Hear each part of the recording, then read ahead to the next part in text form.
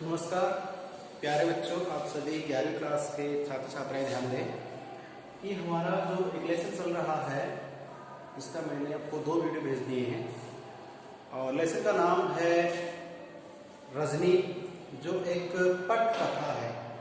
और पट कथा के बारे में मैंने आपको बताया है कि पट कथा क्या होती है और उसमें मैंने बताया कि पटकथा कोई भी लेखक जो लिखता है वो इसीलिए लिखता है कि लेखक के जो उपज है विचारों की, जो उसके दिमाग है, उस दिमाग की उपज में जो समाज को बदलने के लिए मैसेज है वो सभी जनता तक, ये सभी जन जो हम देख सके, उसे समझ सकें। किताब में जो यात्रा वृत्तांत, कहानी, निबंध इस शैली में लिखा जाता है तो वो चंद लोग ही देख पाते हैं, जो स्टूडेंट्स वो देख पाते हैं, कुछ टीचर्स पढ़ाते वो देख पाते हैं। बट वो इसको एक ऐसे प्रोफेशन मान के टीचर ने पढ़ा दिया, बच्चों ने पढ़ लिया, लेकिन उसमें से बदलाव होगा कि नहीं ये 50% ही होता है। लेकिन यहाँ पटकथा से मतलब है कि वही बात है कि कोई लेखक होता है, वो अपने विचारों को जनता तक पहुंचाता है, लेकिन उसको एक जीवित करके, जैसे टीवी पे कहानी जो आती है, सीरियल जो आते हैं, वो भी एक कहानी होती है, या तो फिल्में बनती है वो उपन्यास कहानियां होती हैं, उनकी स्क्रिप्ट लिख के फिर बनाया जाता है। तो ये जो कहानी लिखते हैं उस कहानी को अगर टीवी पे कोई धारावाहिक या सीरियल वाइज दिखाया जाता है तो वो होती है पटकथा। या फिर फिल्म की जो कहानी जो लिखी जाती है तो वो कहानी कहाँ से ली जाती है, तो वो जो लेखकों के द्वारा लिखी गई कोई भी रचना होती है तो पटकथा कब बनेगी, जब वो फिल्म के ऊपर या फिल्म उस बनाई जाती है। ठीक है, तो ये मैं बात कर चुका था, पटकथा की परिभाषा आपको बता चुका था, वापस मैंने आपको रिवाइज करवा दिया है। और अब अपन बात करते हैं किसकी, रजनी नाम का जो हमारे सिलेबस में पाठ लगाया है। तो इसमें रजनी क्या है, ये एक मैंने आपको लास्ट में बताया कि रजनी जो है वो एक जुझारू महिला है और राजनीतिक और जो हमारी कहूँ की जैसे सामाजिक दृष्टि से जो कुरीतियाँ हैं, बुराइयाँ हैं, उनके सामने खड़ी हो जाती है। और उसकी हॉबी है, हॉबी तो क्या, उसका सिद्धांत है कि वो इंसाफ पसंद स्त्री है, मतलब उसे इंसाफ चाहिए। वो मार्केट में जाए या स्कूल में जाए, कहीं भी दूसरे का हक वो रखती है, दूसरे का अधिकार समझती है, लेकिन अपना हक लेने के लिए वो अड़ जाती है, लड़ाई भी कर लेती है। उनका स्वभाव कैसा है वो सारी बातें हम देखेंगे इस पाठ में। तो प्यारे बच्चों देखिए कि ये जो हमारा लेसन है रजनी, तो यहाँ मैं आपको ले चलता हूँ। रजनी है, इसकी लेखिका है मनु भंडारी जी, और मनु भंडारी जी के बारे में मैंने बहुत कुछ बता दिया है। अब बात करते हैं रजनी की। तो रजनी में वास्तविकता रजनी एक धारावाहिक का नाम है और मैंने वासुदेव चटर्जी के नाम से आपको बताया था। वासुदेव चटर्जी जो है इस रजनी धारावाहिक जो टीवी पे आता है उसकी पूरी उस नाटक को बनाया है, धारावाहिक को, फिर कड़ी कड़ी उसको दिखाते हैं टीवी पे और 60 के दशक की घटना बताते हैं। तो बात करते हैं जैसे 6 के दशक की, तो उसमें आप जैसे 60 समथिंग का मैटर है, तो उस टाइम चलता हुआ नाटक है। बात करें कि जो रजनी धारावाहिक उसकी एक कड़ी का यहाँ पाठ में वर्णन है। ठीक है, बाकी आप टीवी पे मोबाइल पे देख सकते हैं। तो प्यारे बच्चों आप ध्यान दें कि यहाँ सबसे पहले बात करेंगे जो रजनी नाम का एक सीरियल है, उस सीरियल में जो पात्र हैं वो कौन कौन से आज की इस कड़ी में। ठीक है, चलिए तो पात्र हैं, पहले सबसे पहले इंपॉर्टेंट पात्र है रजनी। ठीक है, रजनी जो एक पड़ोसी महिला है, आप ध्यान रखें इसमें। जैसे मान लीजिए आप सभी जब एक धारावाहिक चलता अपने नाटक है तारक मेहता का उल्टा चश्मा, काफी लोकप्रिय हो रहा है ये नाटक, इसमें हंसी मजाक भी है और मैसेज भी इसके नाटक के माध्यम से दिए जाते हैं, बहुत प्रकार के मैसेज होते हैं। और इसके जो पात्र हैं वो फिक्स हैं और कुछ पात्र उसमें ऐड होते रहते हैं। आपने देखा बहुत अच्छा चल रहा है। तो फिर उसमें और इसमें मैं आपको क्या समानता बताने वाला हूँ कि ये किस तरह से है। वो सब एक सोसाइटी में आसपास रहते हैं। ठीक है, उसी प्रकार से यहाँ की बात रजनी की बात करें, रजनी जो है एक पड़ोस वाली बिल्डिंग में एक फ्लैट में रहती है, उसके साथ में ही लीलाबेन रहती है। कौन रहती है? लीलाबेन नाम से एक महिला है जो रहती है। अब देखिए सब अलग अलग नाम, अलग कई प्रकार के संस्कृति के लोग एक साथ रहते हैं।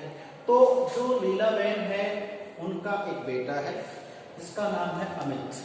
ठीक है, और हर माँ बाप चाहता है कि उसका बच्चा अच्छी शिक्षा प्राप्त करे, अच्छी पढ़ाई पढ़े और टॉप करे। यानी कोई भी ऐसा माँ नहीं, ऐसा कोई नहीं कि मेरा बेटा भाई लास्ट में आए, रिजल्ट उसका 3rd डिवीजन पास हो या बाय ग्रेस, ऐसा कुछ चाहते नहीं है, क्योंकि अच्छी शिक्षा ही माँ बाप का हर जगह होता है भय होता है। तो लीलाबेन का जो बेटा अमित है उसको जिस स्कूल में भेजा जाता है वहाँ उस स्कूल की जो व्यवस्थाएं हैं उन व्यवस्थाओं को लेकर ही ये नाटक का एक पार्ट आपके सामने है। तो देखिए अमित है वो पढ़ता है, अब किस क्लास पढ़ता है अभी इस वीडियो में आपको जिक्र नहीं होगा, बाद में पता चलेगा लास्ट में। चलिए इसको एक सस्पेंस बना रहने दो, बड़ा मजा आएगा। तो हेडमास्टर जी भी इसमें एक रोल अदा कर रहे हैं इस नाटक में, इस पूरे धारावाहिक में हेडमास्टर जी का एक रोल है स्कूल में। तो आप जानते हो कि टीचर्स में सबसे मुख्य कौन होते हैं, हेडमास्टर साहब होते हैं, तो वही हेडमास्टर जी हैं। और हेडमास्टर जी का कार्य जो आप समझते हैं छोटा मोटा कार्य करने के लिए चपरासी वो भी इसमें पात्र है। बाई जो हम कहते हैं काम वाली बाई की बात कर रहा हूँ वो भी इसमें है। तो ये गिने चुने से 1 2 3 4 5 6 पात्र बताए गए हैं। इसके अलावा कुछ थोड़ा बहुत इसमें आ सकता है लेकिन मुख्य भूमिका इन्हीं की रहेगी। ठीक है, अब बात करते हैं अपन किसकी, ये रजनी है वो पड़ोस में रहती है और रजनी लीलाबेन की पड़ोसी है। तो आप जानते हो कि कुछ महिलाएं आप जानते हो महिलाओं में संगति का बहुत वो रहता है, कहीं भी आती जाती मार्केट में स्कूल्स में कहीं तो साथ साथ जाती हैं। तो रजनी है वो क्या करती है, लीलाबेन का दरवाजा खटखटाती है और जैसे दरवाजा खटखटाती है लीलाबेन की कोई बाई जी है काम वाली बाई, वो दरवाजा खोलती है।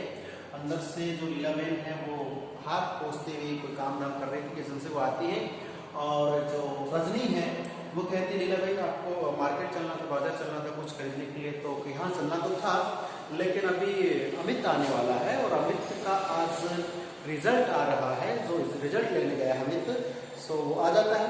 फिर चलते हैं उसका रिजल्ट देखने के बाद। तब रजनी बड़ी उतावली हो जाती है, अच्छा रिजल्ट आ रहा अमित का, तो अमित जो बेटा किसका है, लीलाबेन का, लेकिन उसको ये रजनी भी बहुत प्रेम करती है, बहुत प्यारा छोटा बच्चा है।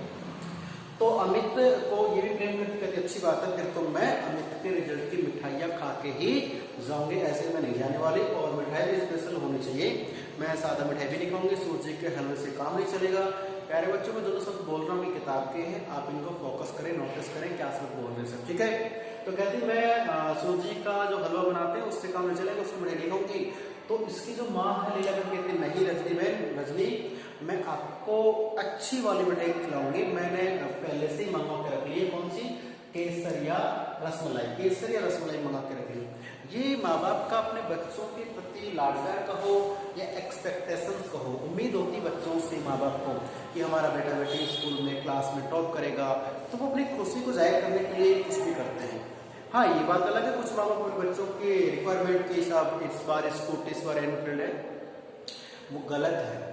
बच्चों के ऐसे क्योंकि जो स्कूली शिक्षा होती है यहाँ तक कि बच्चों के हिसाब से उम्र होती है उसके हिसाब से उनको गिफ्ट वगैरह दिया जाए।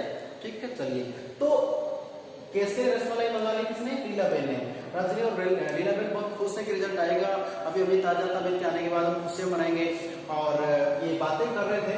इतने में अमित आता है, दरवाजा खुलता है, अमित आते ही रजनी है वो भी दौड़ी आती है, लीलाबेन भी दौड़ी आती है और अमित रोजाना जो बहुत भारी बैग लेके जाता था आज एक हल्का सा बैग लेकर गया था क्योंकि आज स्टडी थी, क्या था, रिजल्ट्स आने वाले थे। अमित अपना हल्का सा रिजल्ट को बैग रखता है और जो अमित का चेहरा उतरा हुआ है और आप जानते हो कि हर वो चीज जो हमारे मन में होती है चेहरे पे दिख जाती है, लेकिन यहाँ पे रजनी और लीलाबेन थोड़ी उतावली हो रही हैं, उन्हें पता था रिजल्ट आने वाला है और इसके आने से पहले दोनों डिस्कस कर चुके थे कि रजनी कहती कि लीलाबेन आप चिंता मत करो, अमित जो है वो फर्स्ट डिवीजन पास होगा और अगर बाय द वे थोड़ा बहुत इधर होता है तो सेकंड डिवीजन तो कोई जाएगा ही नहीं, सेकंड तो आएगा श्योर है। तो इतनी उम्मीद से भरे इनके मन की जो सीमा है वो बहुत बड़ी हो गई है, खुशी के बारे झूम उठ रहे हैं। जैसे अमित आता है दोनों के दोनों से बाहों में भरे, इनकी जो माँ है वो अपने बच्चे अमित को बाहों में भर लेती है, खुशी से लाडप्यार करती है कि वाह मेरा बेटा आ रहा इस तरह से और बेटा रिजल्ट का क्या रहा। तो ये दोनों ने लाडप्यार कर रही हैं, तब तक इन्हें पता नहीं है जबकि अमित के चेहरे पे उसका रिजल्ट साफ साफ लिखा हुआ, चेहरे पे बिल्कुल हाँ ठीक है कि चेहरा जो होता है सब कुछ उस पर लिखा होता है, डर खुशी चैन सब चेहरे पे दिख जाता है। हाँ हम कोई बार छुपाने का प्रयास करते हैं बट वो चीजें छुप नहीं सकती। ठीक है, तो अमित का चेहरा उतरा हुआ है और लास्ट में वो अपना बैग से अपना रिजल्ट जो मार्कशीट निकालता मम्मी की तरफ फेंकता है कि लो संभालो रिजल्ट। तो मम्मी कहती क्या हुआ बेटे, कि देखो बोला था, क्या बोला था, अभी देखिए आपके सामने मैंने यहाँ पे बताया है रजनी का लीलाबेन का मैंने डिस्कस कर चुका आपके लिए, देखिए वो दिखाते हैं उस रिजल्ट में। तो अमित ने बता दिया कि मैं मैथ में फेल हो गया हूँ। मैथ मेरे मार्क्स कम आए हैं। तो देखिए मैथ में कितने हैं, गणित में इनके 72 हैं, और अंग्रेजी यानी इसमें इंग्लिश में 86 हैं, और उसके बाद देखिए हिस्ट्री है, हिस्ट्री में उनके 80 हैं, सिविक्स में 88 है, और हिंदी में 82 हैं। जबकि देखिए यहाँ पे 82, 88, 80, 86, यहाँ पे कितने हैं 72, और ड्राइंग है इसमें 90 है। ठीक है, अब ये सारा रिजल्ट आपके भी सामने है और मम्मी के सामने भी है। तो रजनी है, पढ़ी लिखी है, इसलिए वो क्या करती है, वो अमित का रिपोर्ट कार्ड देख रही है, मार्कशीट देख रही है, और ऐसे में क्या होता है कि वो देखती है कि इस रिजल्ट में कहाँ मिस्टेक्स हुई है। तो अमित ने कुछ सेंटेंस बोला, उस सेंटेंस से बहुत कुछ सामने आ रहा है। उस सेंटेंस इस बात की रीड समझ में आती है, एक मुख्य बात समझ में आती है कि आज शिक्षा का जो रुख है वो व्यवसायिक तो है लेकिन बाजारीपन बना दिया उसको। ठीक है, क्या तो अमित के मुंह से इसमें जो बोला गया वो मैं आपको बता रहा हूँ। अमित कहता है कि गणित के जो सर थे, टीचर थे, वो कहते थे कि मैथ का ट्यूशन ले लो, नहीं तो बाद में रोना पड़ेगा। अब इसका मतलब ये है कि मैथ में जिस बच्चे समझ आ जाते हैं उसके पूरे में से पूरे भी मैथ में आ सकते हैं। एक सब्जेक्ट ऐसा है जिस मैथ में पूरे नंबर आ सकते हैं, बाकी में 101% डिफरेंट होते, गलतियां होती, कट सकते हैं, बट मैथ ऐसा सब्जेक्ट हम पूरे नंबर ला सकते हैं। ठीक है, लेकिन यहाँ ऐसा भी होता है कि या तो मैथ में पूरे नंबर आ जाते हैं या फिर मैथ में कई बार फेल भी हो जाते हैं, और जिसको मैथ से डर लगता है उसमें जाहिर सी बात है मैथ से डरता ही रहता है। तो उसने कहा कि मम्मी मैंने पहले ही कहा था कि मैथ का ट्यूशन लगवा दो, सर ने कहा था मैथ का ट्यूशन ले लो, नहीं तो रोना पड़ेगा। इस बात को रजनी जो है भाग जाती है, समझ जाती है, और वो कहती है ठीक है, जो रिजल्ट आया कोई बात नहीं, जैसा भी आया अच्छा है, आप चिंतित ना हो, हम स्कूल में चलते हैं, वहां पूछताछ तो करें कि आखिर बच्चा जो इसके इतने मार्क्स आ रहे हैं वो मैथ में कमजोर कैसे हो सकता है, और या तो बच्चा कमजोर हो भी सकता है या फिर कोई ना कोई कहीं ना कहीं षड्यंत्र है क्या नहीं है। ठीक है, तो ट्यूशन का जो है वो जैसे क्लास में पढ़ा रहा है वहीं पे बोल रहे हैं तो मैं ट्यूशन पढ़ना पड़ेगा। तो जाहिर सी बात है कि वो स्कूल में पढ़ा रहे हैं लेकिन वहीं पे अपनी दुकान के लिए कि आपको मैथ का ट्यूशन पढ़ना ही पड़ेगा। तो इसका मतलब ये कि वहाँ बच्चों को पढ़ाया समझाया तो उसके कम समझा रहे हैं, ज्यादा समझा रहे हैं, वो हम नहीं कह सकते, लेकिन क्लास में खड़े होकर टीचर ही करेंगे मैथ का ट्यूशन लो, नहीं तो फेल हो जाओगे। इससे आप अच्छी तरह अंदाजा लगा सकते हो कि शिक्षा का बाजारीकरण किस प्रकार से हो रहा है। ठीक है, चलिए तो प्यारे बच्चों, इस वीडियो में आपको इतना ही बताऊंगा, आगे दिलचस्पी बनाए रखें। और रजनी जो एक बहुत अच्छी वक्ता है, बहुत अच्छा बोलना आता है, उनकी मम्मी नीलाबेन को और अमित को लेकर चलते हैं स्कूल मिलते हैं कौन, हेडमास्टर साहब मिलते हैं। हेडमास्टर साहब की रजनी की क्या झड़प होती है, क्या बातें होती हैं, देखेंगे अगले वीडियो में। तब तक के लिए नमस्कार, धन्यवाद, और आप सुरक्षित रहें और पढ़ते रहें।